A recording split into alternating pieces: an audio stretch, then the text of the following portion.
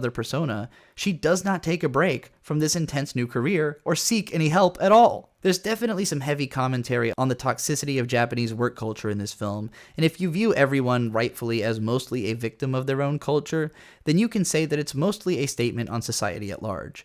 But I think it's important as well to the film's message that Mima is a full participant in this system and is happy with where it gets her in the end, without really regarding herself as a victim, going so far as to say that Rumi made her who she is in the end. And so I think it's fair to consider her as a part of the problem in perpetuating all of these exploitative systems. Much of culture is derived from the human desire to justify our own existence. Below culture is this base layer of surviving on instinct, but the collective discovery of what can be accomplished when instinct is honed and put to creative purpose has led us to generate culture on top of it, an organization by which effort is directed beyond that which is necessary merely to survive. Most of the time, culture victimizes the people who belong to it, preparing them not to be the best versions of themselves possible, but the best fit for the culture that they are going to inhabit. Culture is unavoidable at this point, but it's also incredibly broad, so there's a lot more room for people to run around looking for their place inside of it. Culture and language dually reveal the innate human ability and inability to understand one another. If we really understood one another, we wouldn't need language. But through language, we can cultivate a shared understanding that lets us participate together in being parts of the same whole. They say there is a strength in numbers because if they didn't believe it,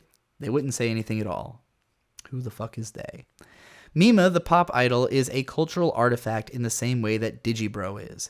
A thing that represents an aspect of a person at a place in time, and which could connect with others across space and time who understood some aspect of that character. Rumi and Mimania connected appropriately with Mima's message in a way. They were both as driven to achieve love as she is, and also they heard her call to be freed from a life that doesn't satisfy her, even if they misunderstood which life that is and wouldn't listen to her when she said it. You can never really predict who your messages will reach, especially at a large scale, but there will always be a combination of those who get it exactly like you want them to, and those who feel just as strongly about their totally wrong interpretation. I will never get the chance to know how Kon Satoshi might have felt about my interpretation, and I really hope he's comfortable in his grave having trippy dreams as I speak. I don't think personally that Mima deserves any blame for the actions of her psychopathic fans, but I think that Mima does feel responsible, and that victim self-blame is another underspoken part of this film. Why Japanese work culture is so poisonous is that it makes you feel like you can't live up to the top standards set by those around you, and so you're broken and unfit to be there. Mima cries out in her fit over the rape scene that she felt obligated to the hard work everyone around her is doing,